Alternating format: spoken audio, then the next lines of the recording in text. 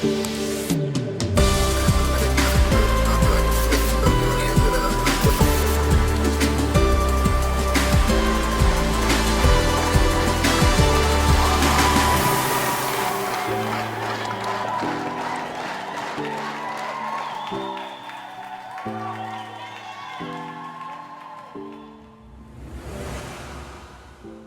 and welcome to day 16. My name is Julia Steele. I'm the creator and host of the VID21 conference. We are in our final week, which is hard to believe.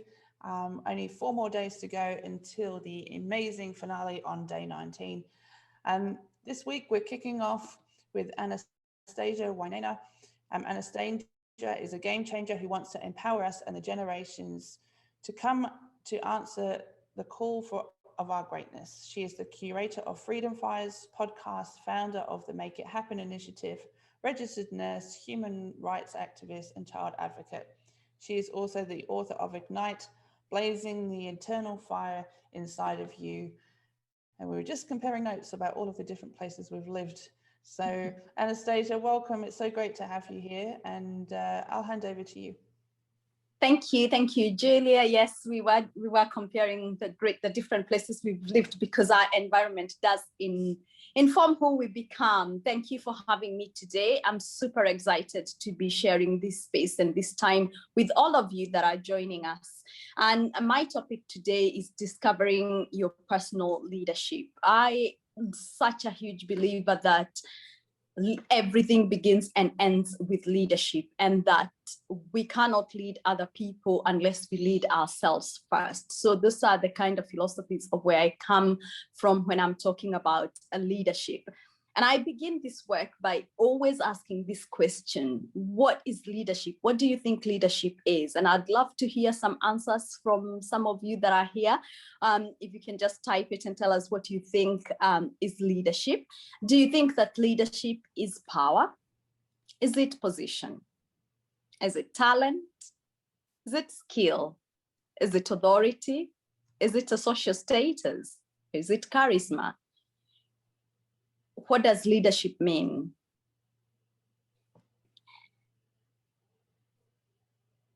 Ability to engage with others, lovely.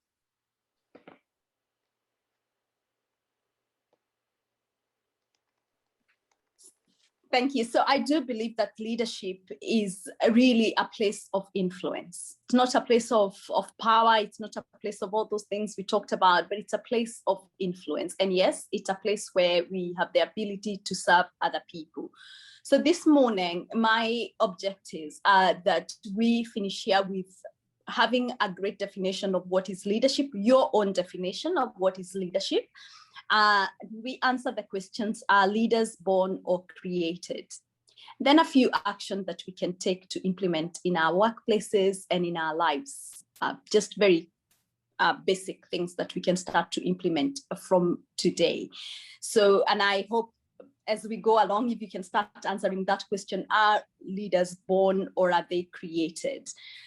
How do we discover our own personal leadership? As I said, we have to work it ourselves. And I also believe that everyone is a leader. So I want to ask this question. In your organization, is the CEO or the maintenance woman the most important person?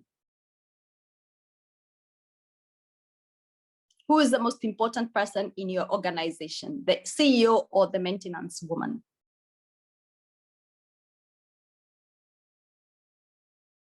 Anyone? To me, can I just share, if I may? Yeah. Because it would take too long to write that down for me, if that's all right. Hi, Nosh, how are you? For me, it really is around who's the one that is able to step forward, and it may be the CEO who creates the culture to enable the maintenance women to step forward. Amazing. It's you know, it isn't an either or type situation, but there is no doubt about it that leadership at the senior level can not necessarily set the culture, but can certainly carry out the culture that other people have agreed is what's going to happen. And particularly looking at subcultures within large organizations, which may be a different culture from the one that's espoused by the senior leadership. So that's my view. I love that. I love where you're coming from. Yeah. So everyone is really a leader in the area that they function. And that's true, that the senior leadership need to be able to create that environment. A great leader will create that environment. I believe that most of the organization today are overmanaged and underled. And so just basically just looking at very quick the differences between what is management and what is leadership. So a manager maintains the policies, but a leader creates the policies. A manager maintains things as they are. A leader really changes things depending on what's really happening. A manager will keep tradition. A leader changes tradition. A manager focuses on the bottom line, and a leader focuses on the horizon. A manager focuses on doing things the right way, whereas a leader focuses on doing the right thing. And so just going back to who's more important, I look at this scenario of a car, the car battery. The most important, most of us would agree that the car battery is really important, that without a car battery, the car won't function. But in the car battery is a tiny cable called a terminal wire. So the battery will cost you, say, this is not the cost, the real cost, but say $300. The terminal wire just cost about $5. Now the battery have all the power, but without that terminal wire, the battery will not transfer the energy, right? So this wire that is costing $4, if it's not there, the battery becomes, it can't be used, it's useless. But the terminal wire can also not work without the battery. So we all need each other. And it's simply to say we all need each other in the organization. Everybody is important. And the work that everybody does is so important. And the job of our leaders, wherever you are, is to really support people to see the greatness in them. And so when I'm doing this work, I use a model I call Ignite. And what does Ignite mean? That a leader inspires. A leader also encourages growth. A leader nourishes. A leader is inclusive. A leader is transformational. And a leader is effective. And I just want to hone in onto some of these things that are about leadership. And we might not get to them all. But before I start, I just want to use a quote that Victor Frankfurt, who has written the book Life Has Meaning, says a very important piece that I use: between stimulus and response is choice. In that choice lies our growth and our freedom. Between stimulus and response is choice. In that choice lies our freedom and our growth. So that means we've got to be able to choose. We have got a choice. So everything we talk about today, you've got a choice to be able to action it, to be able to take it and really sift through what you think really works for you and what can be implemented in your organization, and we move from there. So what does a leader needs to inspire mean? That a leader has a sense of purpose, that you have a sense of purpose in your life, so that you can also create a sense of purpose for the people and the organization that you're leading. We tend to see missions, visions, values for organization. And sometimes even when the leadership doesn't believe in those, the people that are being led will also not believe in them. So when your life has its purpose and also you are able to understand the purpose of the organization, you're able to support your people to believe in the purpose of the organization and the grander vision. So leaders are also visionary, and you're inspiring people to really follow you into this grander vision that is for the organization. So you believe in the vision yourself, and so the staff are able to believe in that vision, and not just only believing in the vision, that you're also, as a leader, you're able to inspire people by communicating in clarity what that vision is. So then the people that are following you are able to understand with clarity what is the vision of this organization. Where are we going? Similarly, in our lives, what's a vision in your life? Because then that guides the person that you become. A leader is able to inspire by empowering others to be seen and to be heard, that you actually see and hear the people that you're leading. And that will only come if you are able to see yourself, believe in yourself, and lead yourselves. Then you can lead others. Leaders that they are creators and they are creative. And so they can be able to support the people that they lead to be innovative. Because if you're not creative and you don't see the value of being innovative, then you hold your organization back from being, people being creative, because they have to follow this rigid system of doing things. You're a manager, you're not a leader.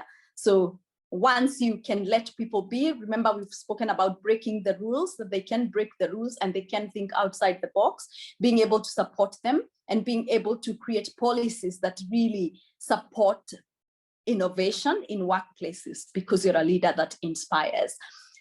Inspiration also comes because it's not always great things and grander things happening in organization. We've just come from a very tough 24 months in this country, in Australia. I am in Australia. We've come from a very, very, very tough place of, we've talked about fires, we've gone to floods, we've gone to the whole 2020 that we don't even know if it existed. The way we do businesses changed and we needed to pivot and all that. So a leader is able to see hardship as opportunity, that you don't break down, but you're able to see hardship as opportunity, that you're able to support your group through change because you see those hardships as opportunity. How can we reimagine our organization? How can we support each other through this time? And I was telling leaders, particularly during the time of COVID, that it was a very important time for us to stop and ask our employees how they were. How are you feeling? How are you going today?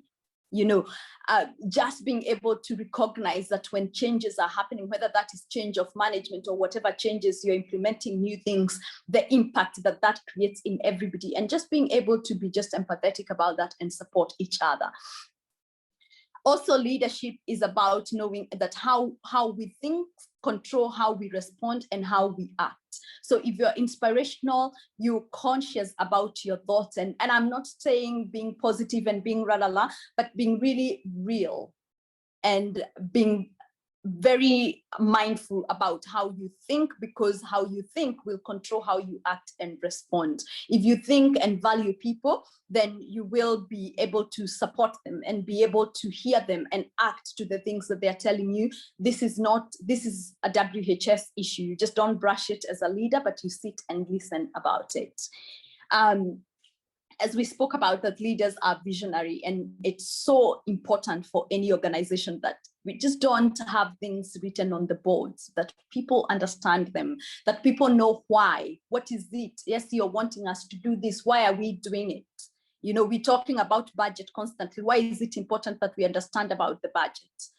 Just being able to step in that place and in clarity explain what the visions or the vision of, not just the vision of the organization, but also the vision of the purpose of the thing that we are doing right now. This is why we are doing what we are doing. This is why I'm asking you to start. We are changing the structure of the organization. Why are we changing it? We are asking you to come to work at 9 o'clock as opposed to 10 o'clock. Why are we doing it? Just simple things like that can change the way we interact with people. That we celebrate people and give them feedback. And it's not just very like, yeah, you did that well. It's really being genuine in celebrating them and realizing this was a very hard year. 2020 was a very hard year, but you all came through. That this was such a hard day today, but thank you because you put in the work and you've made it work. Giving people feedback, but that people don't ever hear the issues that are ongoing when they sit at that interview, when they're being told they're being let go. That constantly you're giving people feedback. You did that. I'm curious to understand why you did it. And I'm gonna jump from growth and nourishment and go to inclusivity. Right now, inclusion, diversity, and inclusion is such a buzzword. But as leaders, how can we support this? It's just ensuring simple things that we hear people. We just talked about people are being seen and heard, but also that we are aware of our own ideologies. We are aware of our own philosophies, and our own philosophies are informed by the people who taught us, where we've grown. What were we taught? You know, what have I been told about people with disability? What do I believe? What is my belief about somebody who's of a different sexual orientation? What do I believe about somebody who's a different gender? What do I believe? What are those self-beliefs? Because those affect the way you see others. And remembering, when you see something wrong happening and you don't speak about it, you're also choosing. That is a choice. And as leaders, we should be saying, I don't agree with that. You know, there's a gender issue here going on, I'm speaking about it. Or just listening to that woman who comes to your office and says, my child is really unwell, I can't make it tomorrow, and being able to support them and not is just that this is work and you just have to come to work. Simple things that we can tweak to really be inclusive. Empowering all and engaging in all conversations, that we sit in that discomfort. Sometimes the conversation, and particularly the conversation of inclusion, can be very uncomfortable because we don't know what to say. This country traditionally, particularly from a racial perspective, our history is not great. And so conversation about race can be very, very difficult. But being able to empower and engage in those conversations, being curious about people and why people do the things that they do, and being able to put yourself in their shoes and understand why they do the way they do things. Surrender yourself to learning and be enriched by those culture and their ideas. Just surrender yourself to that enrichment. That know that our differences make the dance of life fun and enjoyable. Just our differences, the diversity of thought, the diversity that because somebody is a woman is going to see something different than you see it because you're a man. Because somebody has been raised in a different country will potentially see something differently from a cultural perspective, and that could actually be very beneficial for the organization. So it's not just about having somebody who does D&I in your organization and that is not enough. No, it's real action. What are the real action? And starting from you, do an audit of your own life. See how your own life looks like. Because if your life is surrounded by people who look like you and who think like you, then you're not going to be empathetic about other people. So start the audit with your own life. As I said from the beginning, why do you think the way you think? What informs your thinking? Who taught you how to think? Right? And having the right attitude. And with the right attitude, I'm going to tell you a story. And then really not a story, but an analogy that if we go to the animal kingdom, the lion is said to be the leader. Now, the lion is not the strongest. It's not the smartest. It's not the tallest. It's not the biggest, but it's a leader in the animal kingdom. What makes it a leader? Two things, the attitude and the belief. The attitude of the lion that tells it, I can do it. Our attitude are so important, and our attitude are inherent and natural, that we make sure our leadership is just not contaminated by our attitude, that 80% of our leadership is actually about our attitude and 20% is about our skills. The attitude, you come into it with it. So really being conscious and being aware of how you see things and how the lens that you look at the world and your workplace at, because it's not like once we walk through the doors of our offices, we leave our humanity and who we are outside there. We bring everything about it into our workforce. We bring everything into our workplaces. And so just being aware about how we think and why we think and who taught us to think, because then we can change our attitude, that you know. And also when you're looking at that other person, realizing that your history determine your attitude. So their history determine their personality and their attitude that they bring with them. Yeah, and that the attitude that we bring into the workforce create the atmosphere. And in this space, it's both as we are leaders and when we are following, because believe it or not, at any given time, we're leading and we're being led. So in the spaces that you're also being led, knowing that you step into it with that, in that space of feeling, understanding the other person, understanding where they're coming from, understanding their experience, understanding their history that informs who they are. So if we can just give each other that leeway, we'll find that we'll create workplaces that are just amazing and relational. Yeah. And when I talk about your attitude, is also remembering that our subconsciousness and our consciousness, and it's like your consciousness is like your desktop, the things that you can see, but your subconscious is like your hard drive, the things that you can't see but they're there. So what are you running in your hard drive? What are you really running in your hard drive that you really need to be conscious to bring into your consciousness? And when you act in some ways, going back home and reflecting and thinking, why did I respond to that situation the way I responded? Was there a better way? Is there a better way that I can listen to people at this moment and at this time? And I'm seeing a lot of conversation coming through. Please keep it going. I can't read it, but please keep it going. And Julia, feel free to stop me if there's something that we need to discuss that is coming from the conversation that I'm seeing going on. In business, and I step aside just from the model of Ignite, just to say this, and I should have said this in the beginning. There are 4 drivers of leadership. 1 being our intellect, your IQ. 2, your emotional intelligence. And I actually nowadays like to follow the work of Emotional Agility by Dr. Susan David. If you haven't listened to her work, please pay attention. Emotional agility. 3, adaptability intelligence, how we adapt to situation. And the final one is our relational intelligence, how we relate. And this becomes part of this inclusivity. I had to highlight those drivers because every key part of Ignite will tap into one of those drivers: intellect, emotional, adaptability, or relational.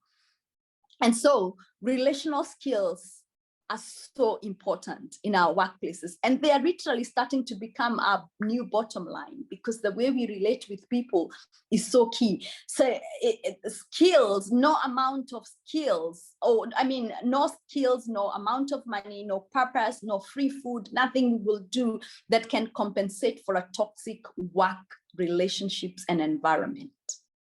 When we don't know how to relate and we create toxic work environment, there is no amount of money we can pay people. There's no skills that we can bring in, no purpose, no amount of free food that we can give people that can compensate for that.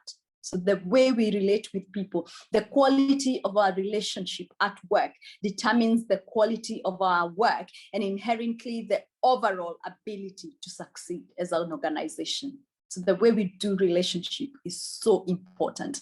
I think we are starting to realize how important relationships are. Now we talk about a psychological safety in the same breath that we talk about performance management. So it's so key that we step in that space of relations and how we do relationship better. Never ever in the history of our work have we ever demanded so much from our workplaces. We want flexibility, we want purpose, we want to be heard, we want spaces that understands who we are.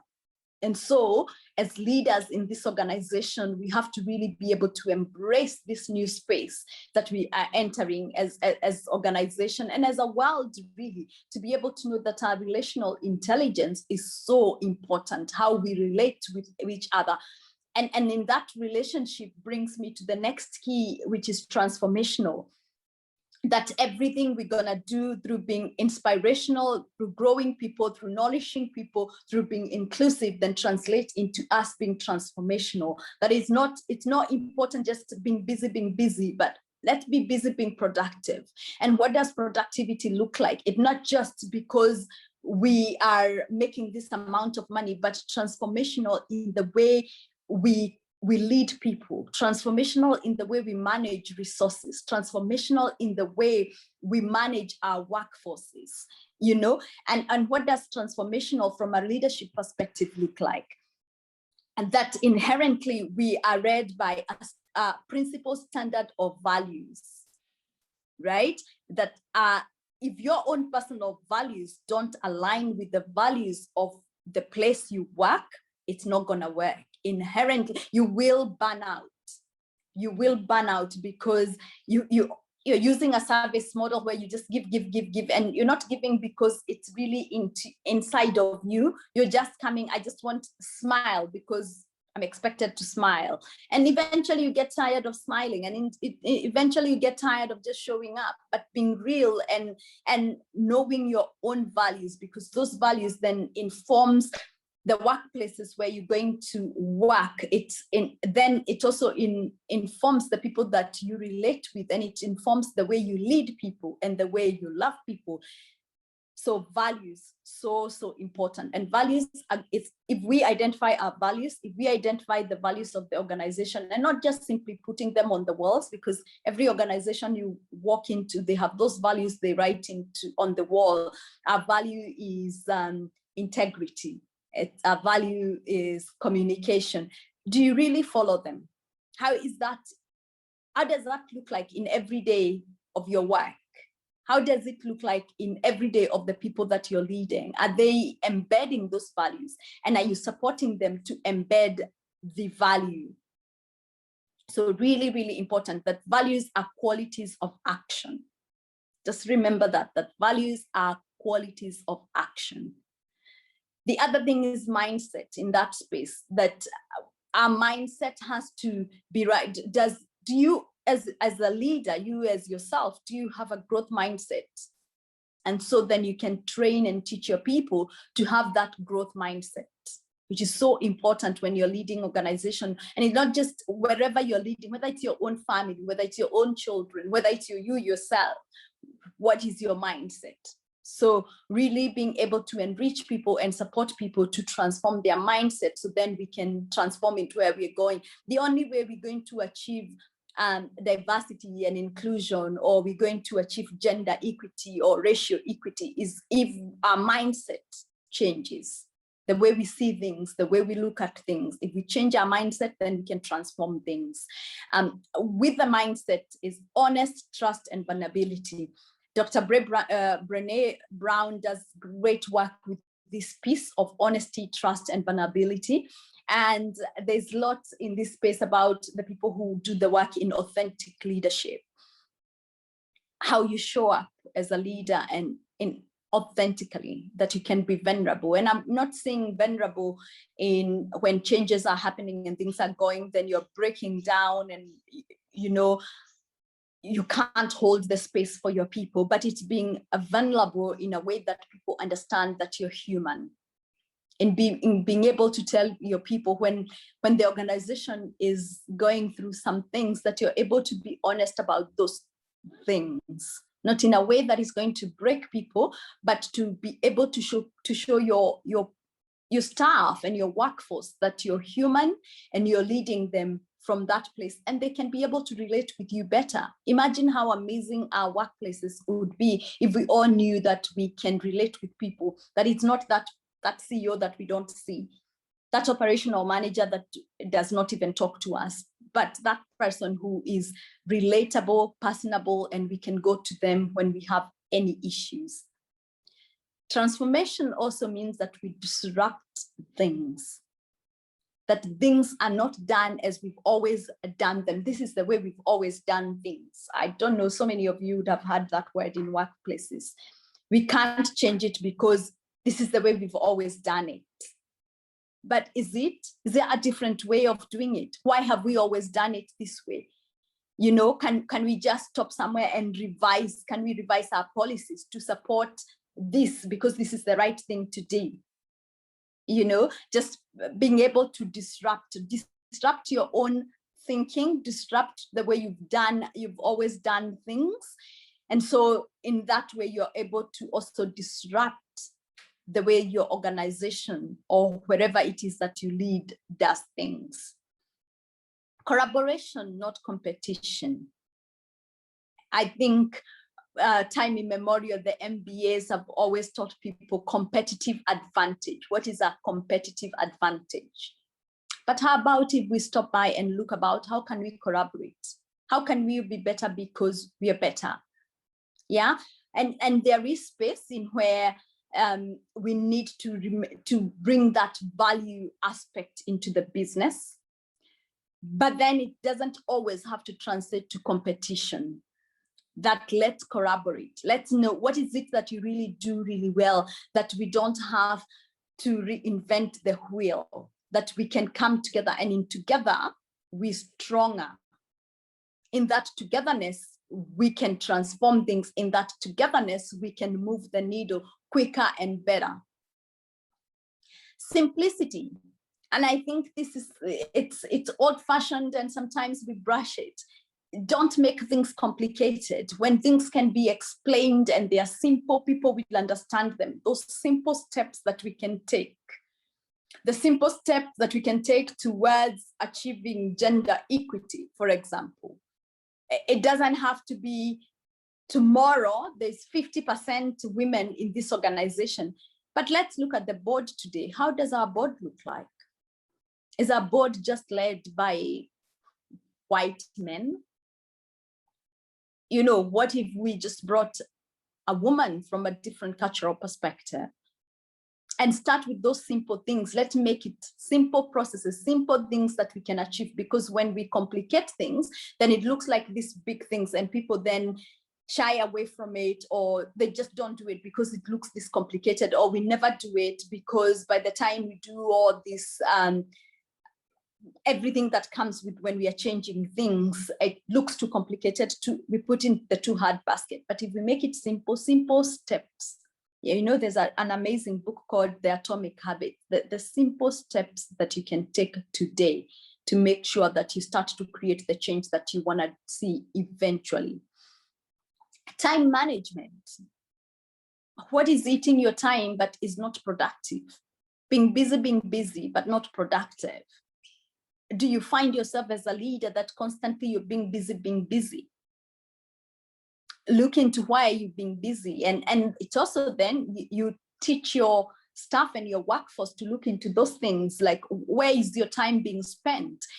And it's not because you're wanting to micromanage them, but to be able to support them to then lead into where you want them to go, to be able to say, these are our priority. What is the priority today? Let's focus on 1, 2, 3. Okay, this person has got the skills to get this achieved today. Just looking into that, and what you'll teach your staff, if you're having this conversation with them, they'll start having conversation with themselves and conversation with their co-workers and colleagues. And so the organization becomes productive at the end of the day, because we're just not being busy, you know, meetings, constant meeting. Are we achieving anything on this meeting? I used to get frustrated, like I'm in a meeting, planning a meeting, really, you know? So looking into where our time is going, let's create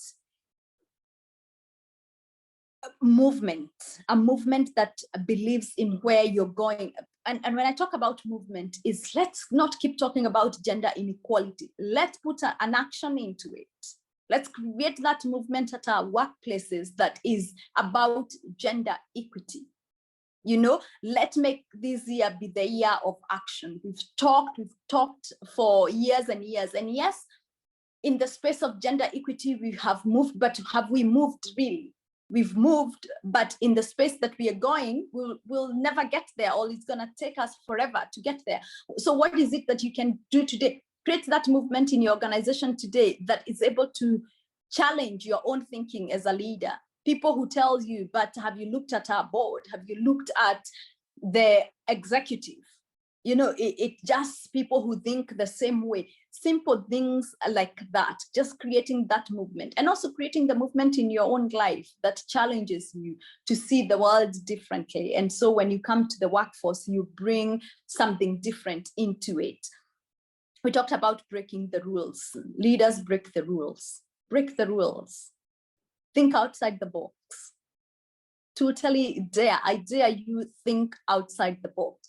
You know, inherently the leaders we see in the world and who have moved needles and changed things, they broke the rules. We constantly hear about Steve Jobs, who was a dropout because he couldn't just not be contained in that academic, just that model of the academia that teaches us how to think and to think to a certain level, but he chose to think outside the box. And talking about academia, there's nothing wrong with an MBA, there's nothing wrong with education, but in the most part, we get a very small percentage. We get the intellect bit of it, but we don't get all the other things we talked about it. It doesn't give you how to deal with people, the emotional intelligence. It doesn't talk to you about adaptability intelligence, doesn't talk to you about relational intelligence. So being able to think outside the box. And actually, if there are things that are culprit of holding us back, it's the education system, our cultures and religion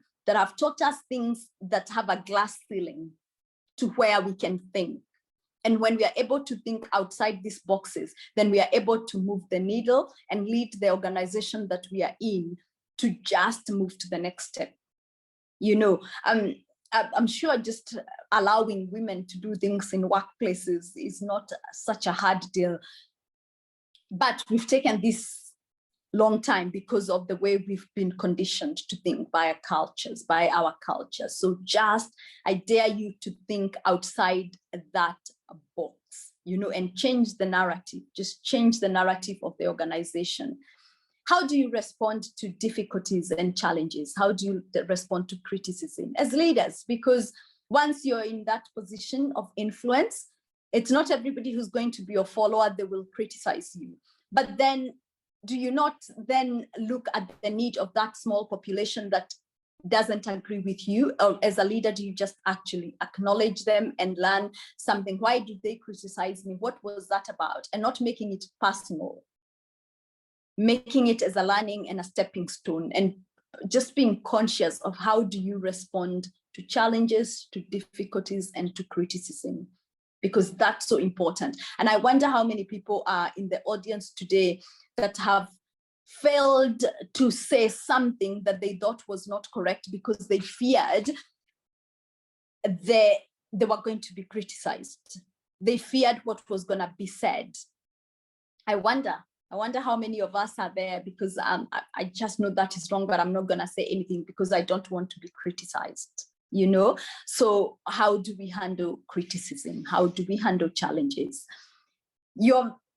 Your mentality is more important than your location. And this is part of that being transformational, that it's not about where you're located, but your mentality, how you think about things, which then informs how you respond and how you act. You know, your mentality, because your mentality, your thinking, it informs your everything. I think I've had a quote say, your personality creates your personal reality. Who you are creates the world that you're in, and it's the way you're going to interpret the world. It's the way you're going to interpret the workforce. It's the way you're going to interpret, oh, my manager, that manager called me in, she doesn't like me. And maybe it's nothing to do with them not liking you. It's something to do with your work that they're trying to address. I always say to the people in my community, was that just a race thing or was it your work?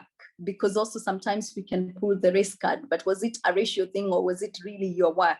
And being able to step into that space and understanding your mentality is so, so important. Transformational, understanding that conception does not always guarantee manifestation. And what do I mean by that? That simply because you're talented doesn't mean that you then 100% you're always correct or great. Your talent is just your talent. And as a leader, you have to be able to put people where they can shine and where they grow, but also being able to support them with other things that is going to make them grow. And for example, you don't need to take a fish to a swimming lesson. A fish comes knowing how to swim.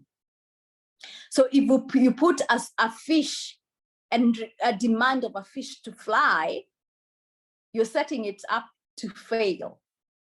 Yeah. So know your workforce and know where to put them in areas that they shine.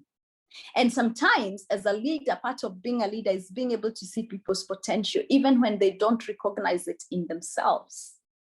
You see it and you support them to succeed. You put the infrastructure and the structures in place to support that person to shine and thrive. And when they're shining and thriving, the organization is shining and thriving. Yeah. Because they come with a talent. If you're able to just stop and recognize that talent, sometimes leaders are threatened by people's potential and by people's talent. And so they strive people's greatness. And it's so important that as a leader, you recognize that great, and that person is not here to compete. That's why we said collaboration. Because if they shine in the area they shine in and they do really well, then the organization is doing really well, and it's you who's doing really well, you know? So just realizing that, put people where they can thrive, identify people's greatness and put them where they can shine. Seeing, you know, but as I said, seeing people full potential and putting them in that great space of great potential. And potential, going back to culture, and all these things that we talked about, culture and our education system. This is a great analogy I always give, that a car, when a car is built, it's built by the manufacturer that it can drive 200 kilometers per hour. But then the same people who gave the companies permission to really manufacture these cars, they also put signs everywhere, 50 kilometers an hour. You can only go at 50 kilometers an hour. So as I wind up, I want to ask you, where are you holding yourself? Where are you driving at 50 kilometers an hour when you can actually do 200 kilometers? And then from there, where are you holding the people that are under you from when they can do 2 kilometers an hour? And then you're holding them back to do 50 kilometers an hour. Just make sure that you go back and look into that. Thank you. Thank you for being here today. I wonder if there was any question. I'll hand back to Julia. And yeah, thank you, Julia, and thank you, everyone. Thank you.